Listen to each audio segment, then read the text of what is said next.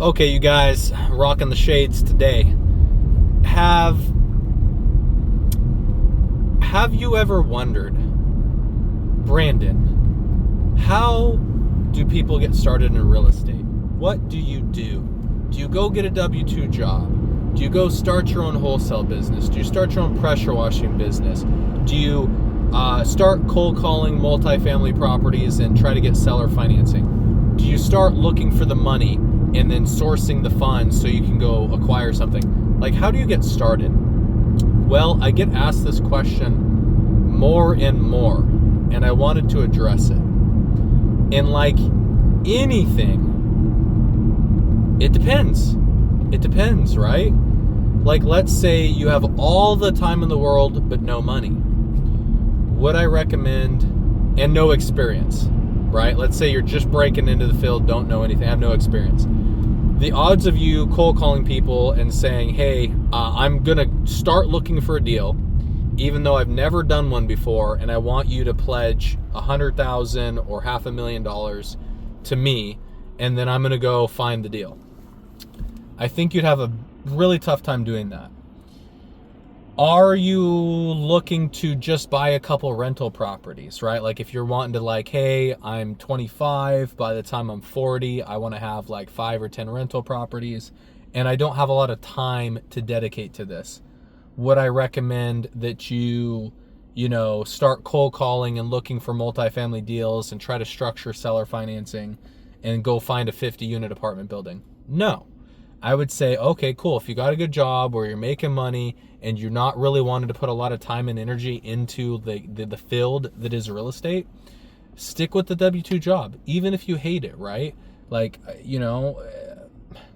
know that's tough to tell people, but I've done jobs that I've hated, and I did it because the bank looks at you favorably. If your goal is just to get a couple rental properties, just, like, hey, I want to diversify my portfolio. I don't mind, self-managing, or I'll pay a property manager or whatever for a couple rental properties. Then yeah, keep the W-2 job, be bankable. Boom, you can go get loan after loan after loan until your DTI is maxed out, right? That's what I did, right? I was on W-2 and I was like, well, I'm not going to quit this, even though I hate the job, because the bank looks at me favorably. So that's when I was like, okay, I'll just stick it out and get as many loans as I can. And that's what I did. And then what happened when my DTI got too maxed out, right? Then I was like, okay, well, I don't need a W-2 job anymore. I don't need a W-2 job anymore because it doesn't suit my needs, right? Even if I was making $100,000 or $150,000 on W-2, it may not have been enough to overcome my debt to income ratio situation. So I just like, whatever, right? I'll just start getting money a different way. And that's wholesaling and flipping, right? And maybe even coaching and teaching people, right? What I'm doing and give them my advice and recommendations. So how to start, that's a tough one, you guys. And the reason for the video is because I just had another person ask me that. And then I kind of went through this line of questioning. I said, well, do you have a bunch of money saved up? Because we can get you into properties using creative financing. You don't need to have a bank if you got the money. And they didn't have the money. And I was like, okay, no problem. So, do you have a W-2 job yet? And they're like, no. I'm like, okay, cool. So you don't have a down payment. You don't have a source of income. You need to fix that. So what do you want to do? Do you want to get into wholesaling? Do you want to get into flipping? What is it you want to do? And she said, well, I'm not really comfortable with like real estate like that. I think I'm just going to go get a regular W-2 job, like as a nurse or whatever. And then I'm going to use that and leverage that job to get into a house hack. And I was like, perfect. Okay, good. So you know what you need to do. Now you just need to go do that. And honestly, the craziest thing is you can go get a W-2 job, and within like 30 or 60 days, like after 1 or 2 pay stubs, you can go get a bank loan. It's crazy, right? So like W-2 is huge to the banks. They love that. It's consistent. It's reliable. So they're willing to bank on you, even if you've only had that job for a couple months. Obviously, they want to know, okay, what did you do before that, right? So like being in the same industry is really important. Or like if you can say, oh yeah, I was in college to become a nurse and now I am a nurse, right? They'll look at that more favorably. But you just need to get a lender that's willing to work with you, right? And just, you need to be able to put those puzzle pieces together for an underwriter so that they can, get you approved for a loan. But yeah, that was her goal. Like, I started like, okay, do you have money? Do you want to get into this full time? Like, what do you want to do? And she was just like, well, I'm a renter right now and I want to become a homeowner, but I want to do it the smart way. And I was like, cool, then you want a house hack, right? You want to like have other people help you pay for your mortgage, and then eventually be able to go do that a couple times and buy a couple rentals and do it for low money down, owner occ, best terms, and do it slowly and surely over time.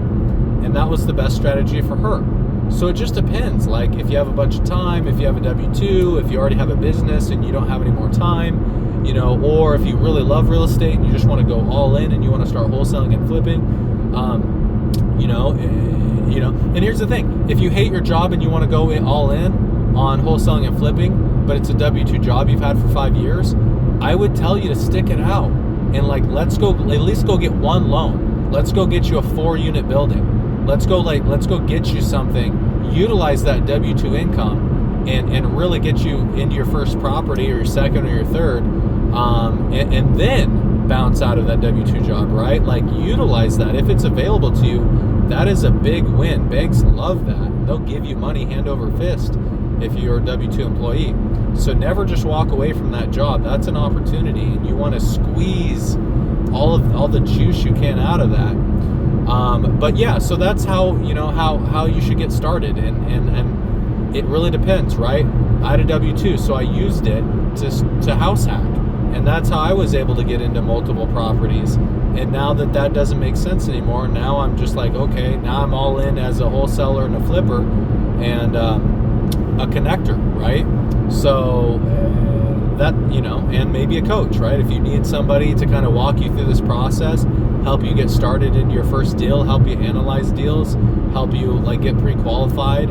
Like, if you need somebody to kind of walk you through that and help you get into a position where you can start making some moves, hit me up. I'm more than happy to help people.